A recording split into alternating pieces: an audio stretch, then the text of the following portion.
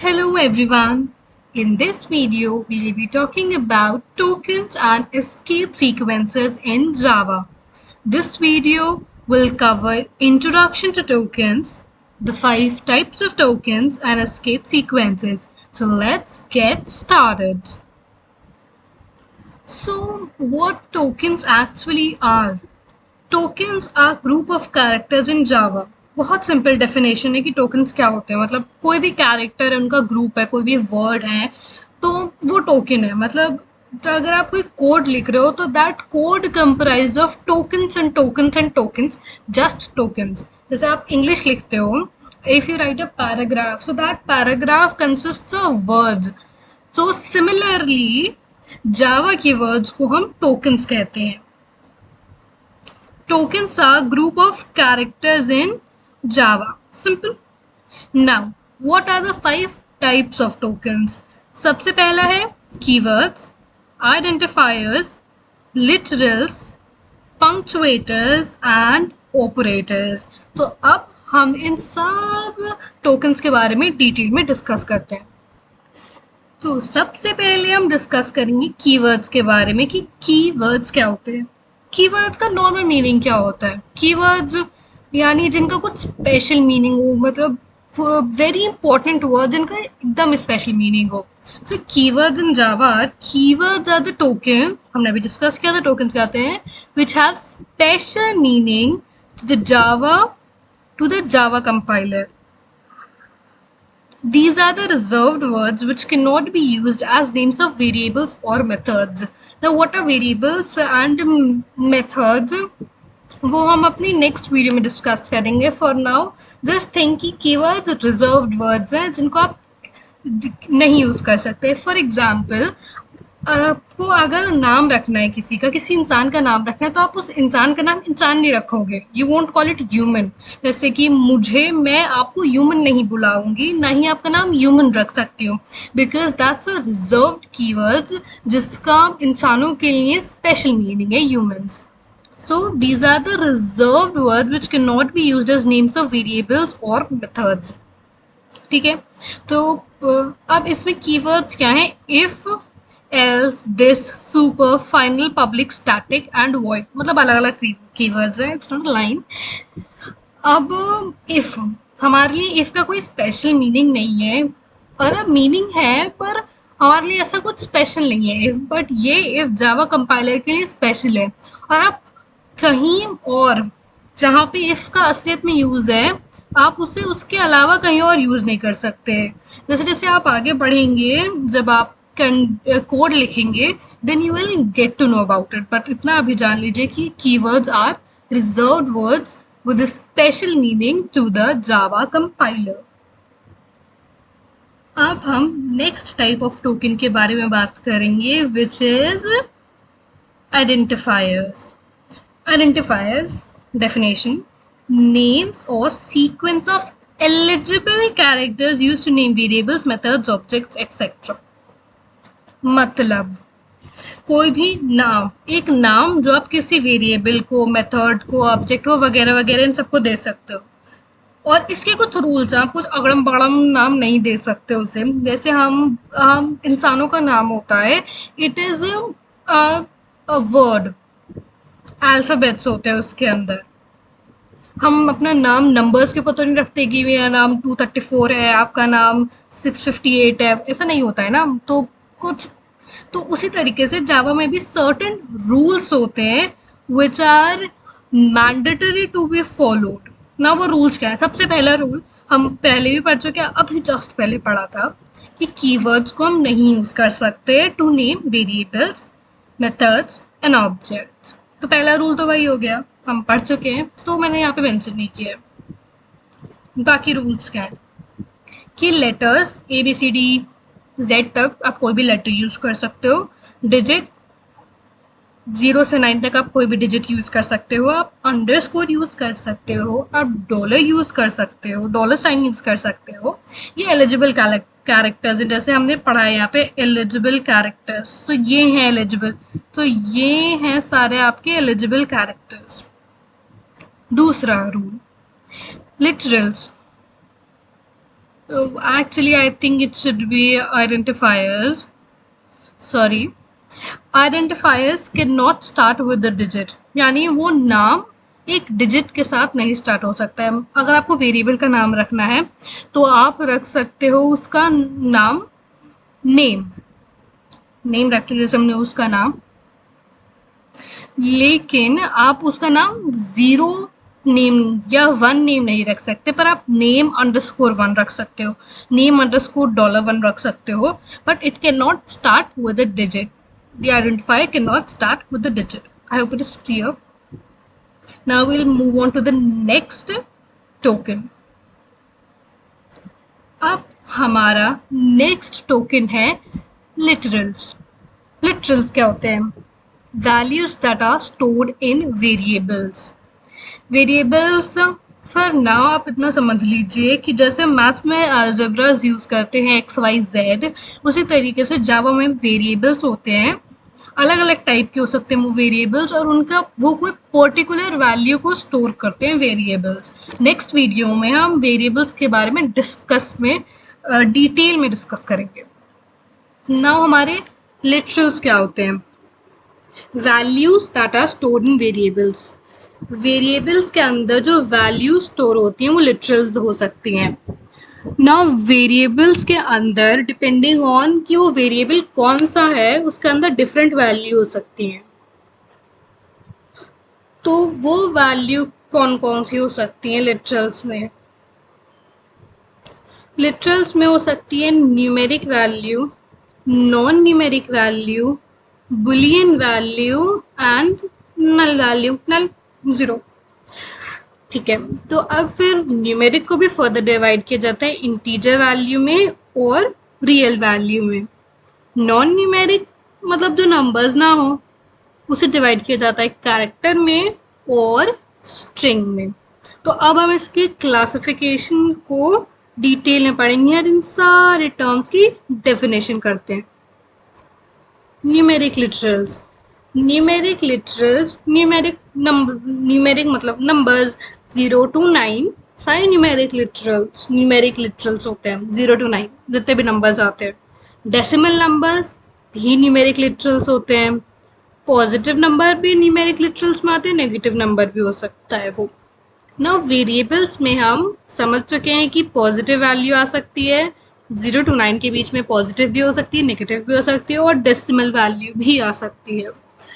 तो अब numeric literals के जैसे हमने अभी पहले पढ़ा था ना, तो वही अब उसके बारे में डिटेल में पढ़ते हैं कि न्यूमेरिक लिटरल्स भी 2 टाइप में डिवाइडेड है, इंटीजर न्यूमेरिक लिटरल्स और real numeric literals.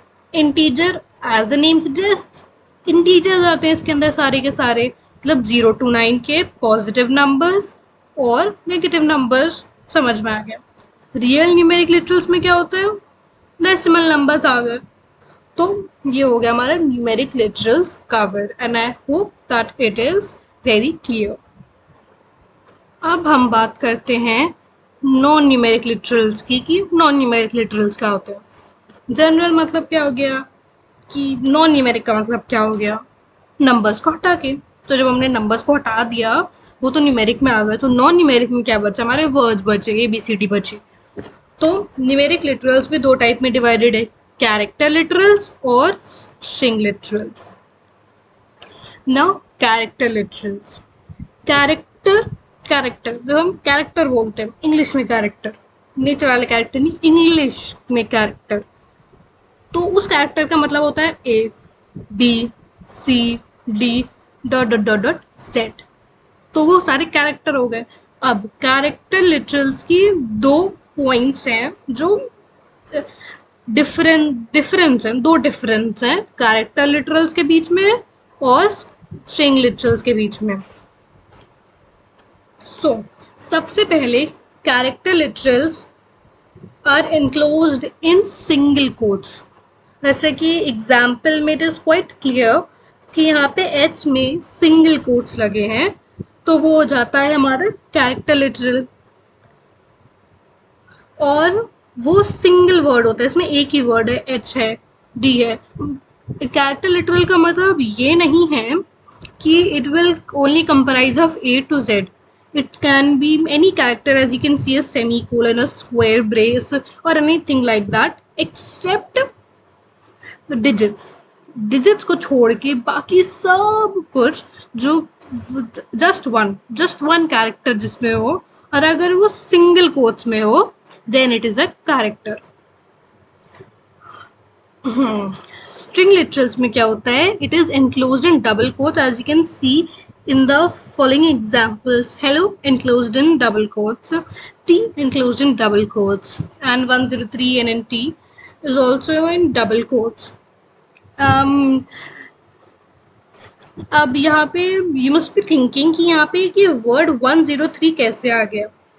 So let me tell you कि यहाँ पर भले ही 103 है, पर अगर वो डबल कोट्स के अंदर है then it is a string. मतलब कोई भी चीज जो डबल कोट्स के अंदर है वो स्ट्रिंग है, और अगर सिंगल कोट्स के अंदर है तो वो कैरेक्टर है. अगर मैं 2 लिखूं और उसे सिंगल कोट्स में करूं then it is a character, और अगर मैं वही 2 डबल कोट्स में एनक्लोज करूं then it is a string.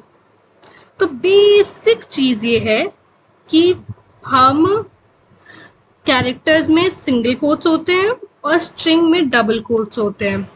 Character सिर्फ एक कैरेक्टर होता है उसके अंदर, और स्ट्रिंग में ढेर सारे कैरेक्टर्स हो सकते हैं और सिर्फ एक कैरेक्टर भी चलता है. अब हमारा नेक्स्ट टाइप का लिटरल है बुलियन. बुलियन मतलब होता है ट्रू या फॉल्स, ऑन या ऑफ, यस या नो. मतलब बेसिकली ट्रू और फॉल्स होता है. ऑन ऑफ यस नो इन सबको मतलब बस ट्रू और फॉल्स को समझ लो. अब हमारा बुलियन वैल्यू जो होती है वो यहाँ पे ऑटो करेक्ट की वजह से कैपिटल टी बन गया है, but it is to be small T. Blue नहीं दिख रहा, रेड कर लेती हूँ मैं. तो इट कैन बी ट्रू और false, on and off boolean value. अब आप सोच रहे होंगे कि इट इज अ स्ट्रिंग, पर हम आपको बता दें कि ये स्ट्रिंग नहीं है, ये बुलियन वैल्यू है.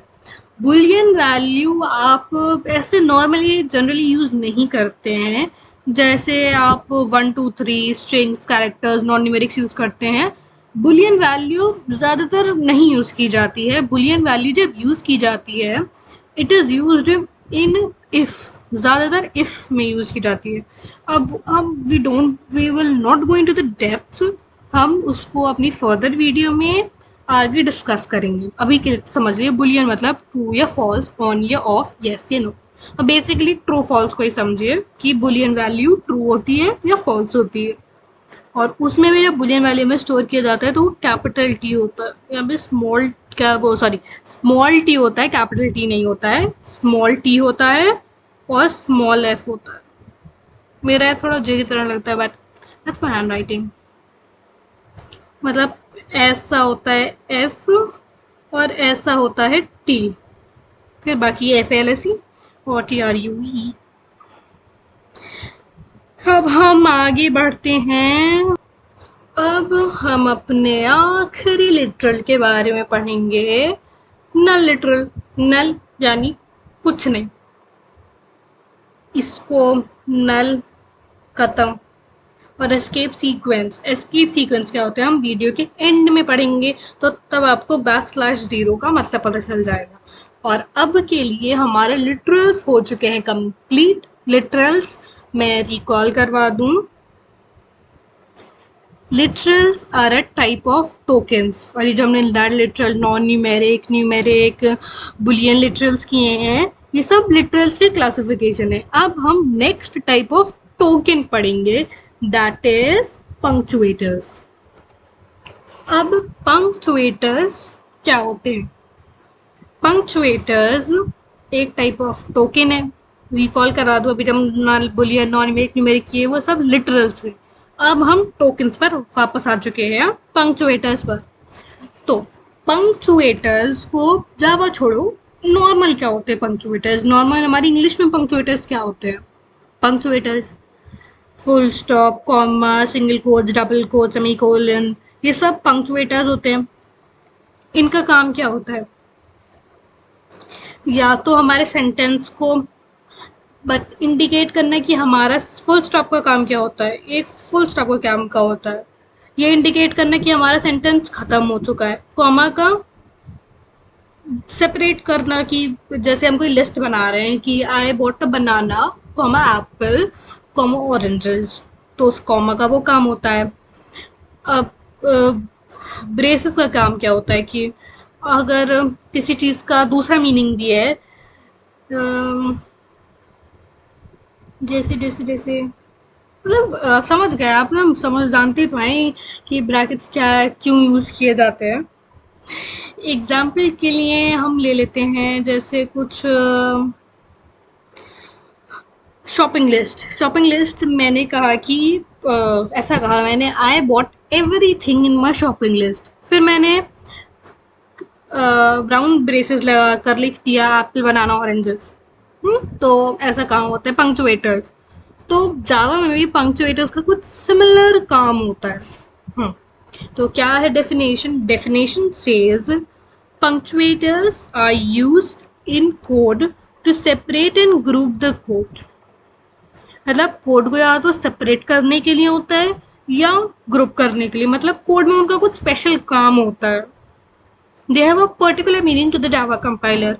कीवर्ड्स की तरह इनका भी जावा कंपाइलर के लिए कुछ स्पेशल मीनिंग होता है। पर पंक्चुएट इसका मतलब ये नहीं पंक्चुएटर्स कीवर्ड्स होते, कीवर्ड्स अलग होते, पंक्चुएटर्स अलग होते। कीवर्ड्स का काम अलग होता है, पंक्चुएटर्स का काम अलग होता है। हाँ, तो देखते हैं क्या क्या काम है। सबसे पहले हमारे पास हैं राउंड ब्रेसेस। इनका काम क्या होता है? Used for many reasons and at different places, मतलब इनका अलग अलग काम हो सकता है। जैसे कीवर्ड्स अगर हमारा इफ कीवर्ड है तो हम उसे हर जगह नहीं यूज कर सकते, इसका एक पर्टिकुलर काम है और एक ये वही पर्टिकुलर काम करेगा। ये कह लो कि ये मल्टीटास्किंग नहीं है। पर हमारा दूसरी तरफ ले लो करली ब्रेस, वो कहते हैं राउंड ब्रेसेस, इनका बहुत काम होता है। ये अलग अलग काम में आ सकते हैं, अलग अलग जगह पे यूज हो सकते हैं, पर इफ एक पर्टिकुलर जगह पर यूज होगा और राउंड ब्रेसेस अलग अलग जगह यूज हो सकते हैं। मतलब अब डेप्थ में जाके मैं कैसे ऐसे कैसे समझा सकती हूँ, until unless we start to code. जब हम कोड करना शुरू करेंगे तो आप खुद ब खुद समझ जाएंगे। अब हाँ, हमारे हो गए राउंड ब्रेसेस ना। ये छोटा सा जो दिख रहा है ना यहाँ पे, ये डॉट है, डॉट। इसका काम क्या होता है? Use to access methods and instance variables. अब इसका जो काम है ऐसे कैसे समझा दूँ मैं? तो मतलब समझा सकती हूँ पर थोड़ा यूजर्स ओवरवेल्म हो जाएंगे ना, स्टार्टिंग है, डेप्थ में क्यों जाना। Curly braces use to define a block of code, यानी जब आप कोई ब्लॉक लिखते हो कोड में, एक मेथड, अगर आप कोई मेथड लिख रहे हो तो पूरा मेथड करली, सुंदर नहीं बने हैं पर काम चलाऊ तो है ही। तो इसके बीच में जो आपको कोड लिखते हो that must be enclosed in the करली ब्रेसेस। अब हमारे ये डॉट भी हो गया, हमारा ये करली ब्रेसेस भी हो गया, हम स्क्वायर ब्रेसेस पे आते हैं। क्या लिखा है? used to declare arrays and call a particular index of an array। array क्या होते हैं आगे आगे पढ़ेंगे आगे, अभी तो पंक्चुएटर्स बस बता ही देते हैं। मतलब असली काम क्या होता है, क्या करते हैं ये पंक्चुएटर्स, ये तो अब आगे पता चलेगा। रियल मतलब आगे पता चलेगा कि काम क्या करते हैं, पर अभी के लिए इसको दिल पे मत लेना। हम जैसे जैसे आगे बढ़ेंगे आपको समझ में आ जाएगा। आप बहुत इंटेलिजेंट हो, आपको आ जाएगा समझ में, टेंशन नो टेंशन। हाँ, तो अब हमारा ये सेमी कोलन, ये छोटा दिख रहा है तो हम यहाँ पे इसको थोड़ा बड़ा करके बना देते हैं। ये हमारा सेमी कोलन, इसके बारे में हम फिलहाल बात कर रहे हैं। तो इसका क्या होता है? जैसा इंग्लिश में एक फुल स्टॉप का काम होता है, वही same to comma semicolon का होता है जावा में। मतलब अगर हमने कोई पर्टिकुलर स्टेटमेंट लिख के ख़त्म कर लिया तो उसके बाद हम एक एक सेमी कोलन लगा देते हैं। अब जावा कंपाइलर को पता चल गया, अच्छा ये स्टेटमेंट ख़त्म हो चुका है, आगे बढ़ते हैं। नाउ ये हमारा छोटा सा कॉमा है, बड़ा बना थोड़ा। हाँ, use to separate identifiers. Identifiers identifiers सोचो सोचो, याद करो, कहीं तो पढ़ा था ना आइडेंटिफायर्स। अरे हाँ, अभी टोकन्स, टाइप ऑफ टोकन्स ही तो आइडेंटिफायर्स। आइडेंटिफायर सोचो, वेरिएबल्स, मेथड्स, इन सब का नाम होता है आइडेंटिफायर्स, मतलब उन सब का नाम जो रखे जाते हैं उन्हें आइडेंटिफायर्स कहते हैं, है ना। तो वही आइडेंटिफायर। तो अगर हम वेरिएबल बना रहे हैं तो हम वेरिएबल को जैसे लिस्ट में सेपरेट करते हैं ना, कॉमा को इंग्लिश में जो कॉमा का काम है वही टू सेम काम, वही सेम टू सेम काम कॉमा का जावा में भी है। बस ये आइडेंटिफायर्स, वेरिएबल्स, मेथड, ऑब्जेक्ट्स, इन सबको सेपरेट किया जाता है। दिल पे नहीं लो। पंक्चुएटर्स दिल पे नहीं लो, इतना समझ लो, बेसिक डेफिनेशन समझ लो। Punctuators are used in code to separate and group the code. Tension नहीं लेने का। अब हम वीडियो के एंड में आ चुके हैं। अब हम मतलब एंड में नहीं, एस्केप सीक्वेंसेस बचा है। मतलब टोकन्स आखिरी टाइप ऑफ टोकन्स है, द फिफ्थ टाइप ऑफ, ये हमारा fifth type of token, fifth type है, अरे यार 5 बन जा। ये हमारा फिफ्थ टाइप ऑफ टोकन है, ऑपरेटर्स। ये ज़रा क्लियर करूँ, अनटाइडी लग रहा है। ये हमारा फिफ्थ टाइप ऑफ टोकन है, operators. Operators are used to perform mathematical or logical operation. Maths में प्लस क्या है, ऑपरेटर। माइनस क्या है, ऑपरेटर। इनटू क्या है, ऑपरेटर। डिवाइड क्या है, ऑपरेटर।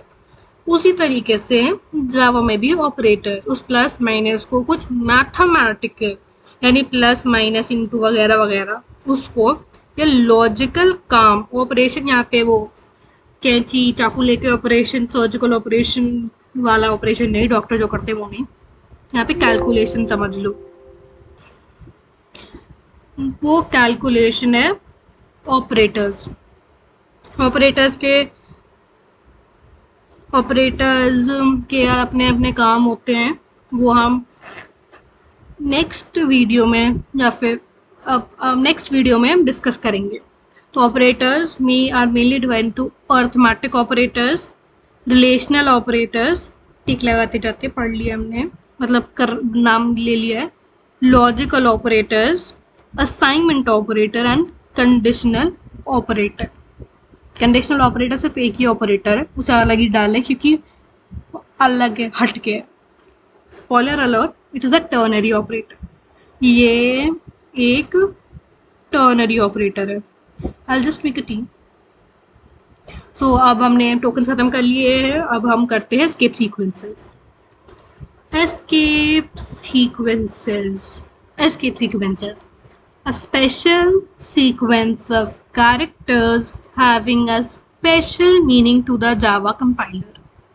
मतलब एक सीक्वेंस कैरेक्टर्स का कॉम्बिनेशन जिसका जावा कंपाइलर के लिए स्पेशल मीनिंग है। स्पेशल मीनिंग तो कीवर्ड्स का भी स्पेशल मीनिंग होता है, पंक्चुएटर्स का भी होता है, एस्केप सीक्वेंसेस का भी होता है, पर इन तीनों के काम अलग अलग है।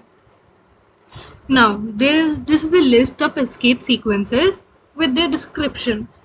I will suggest you to note it down, क्योंकि ये आपका कोड अच्छा बनाने में, मतलब आप एक्सपीरियंस्ड अच्छे कोडर प्रोग्रामर लगे इसलिए यूज़ किए जाते हैं।